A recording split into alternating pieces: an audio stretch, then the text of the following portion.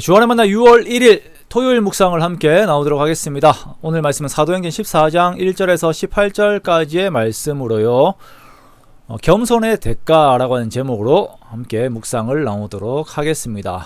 야, 벌써 이제 6월 달이네요. 그죠? 날씨가 아직 막 아침 저녁으로 많이 춥고 그래가지고 감이 잘 안 오는데 6월입니다. 6월도 말씀 안에서 우리가 함께 정말 행복하게 걸어가는 한 달이 되었으면 좋겠습니다. 자, 오늘 본문에서는 루스드라에서 신적 추앙을 받았던 바울이 이제는 오히려 돌에 맞아 죽을 뻔한 내용을 말씀을 하고 있습니다. 우리가 보면 하나님을 높이고 하나님의 말씀을 따라 살 때에 그러한 삶들을 다른 사람들이 인정해주고 함께 즐거워해주면 참 좋겠는데 그렇지 못할 때들이 많이 있는 것을 우리가 보게 됩니다. 누구나 다 인정해줄 만한 훈훈한 결말이 오면 좋겠는데 오히려 핍박이 오고 미움들이 올 때들이 있다라는 것이죠. 자, 성도들은 주의 일을 할 때에 내가 어떤 대가를 바라고 하는 것이 아니라 그렇게 해야 하는 사람이기 때문에 우리가 그렇게 마땅히 주의 일을 해야 하는 사람이기 때문에 주의 말씀의 뒤를 따른다라고 하는 마음을 항상 가지고 있어야 합니다. 이것이 선한 각오입니다.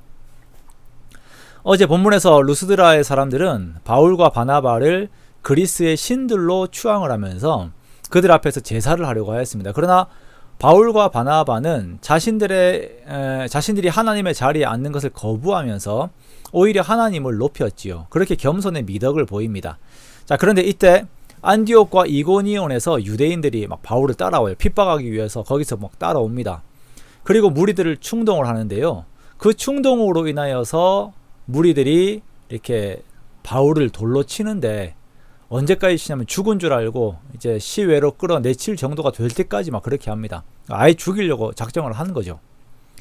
학자들은 이때 바울이 죽었다가 살아났다라고 주장을 하는 사람들도 있습니다. 이때 이제 바울이 이제 삼층천을 본 것이다라고 주장을 하기도 하지요. 이 당시에 바울에게 돌을 던졌던 사람들은 바울과 바나바를 신으로 추앙했던 동일한 군종이었을 것이다라고 이 사람들이 추정을 합니다. 이들은 감정적이었고 그들의 이익 여부와 감정의 상태 여부에 따라서 움직였습니다. 그리하여서 바울은 이들에게 신으로 추앙을 받는 것을 대신하여 그 겸손의 대가로 돌에 맞아 거의 죽게 되는 지경으로 가게 됩니다. 여러분, 우리가 나를 버리고 예수를 높이는 삶을 사는 것, 나를 낮추고 겸손의 삶을 산다는 것은 때로는 이렇게 세상에서 무시당하고 핍박을 견뎌야 하는 상황에 이를 때들이 있다는 것을 우리가 알아야 합니다. 그리고 이러한 삶에 대해서는 용기와 각오가 필요합니다. 내가 겸손으로 또 다른 높임을 받는 것이 아니라 나는 겸손한 자세에 있는데 사람들이 나를 무시할 때에 그 자리에서도 예수님의 사랑만 생각할 수 있는 마음의 각오, 그것을 위한 성령 하나님의 도우심을 우리가 구하는 것입니다. 거진 죽은 줄 알았던 바울이 일어나자 바울 주변에 둘러서 있던 제자들, 그러니까 루스드라에서 복음을 받았던 이 사람들이 바울을 데리고 루스드라로 다시 들어갑니다. 그리고 바울은 이튿날 더베라고 하는 곳으로 가요. 더베는 루스드라에서 60km 정도 떨어진 곳인데요. 그 죽을 만큼 맞은 그 몸을 이끌고 돌에 얼마나 맞았겠습니까? 온 그 투성이 맞은 그 몸을 이끌고 그 60km를 걸어가서 거기에서 또 바울이 복음을 전합니다.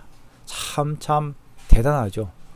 거기에서도 많은 열매들이 또 있어요. 그런데 더욱 대단한 것은 바울이 다시 루스드라로 들어간다라는 것입니다. 그리고 자신을 죽이려고 왔었던 유대인이 있는 이고니온과 안디옥으로 다시 가요.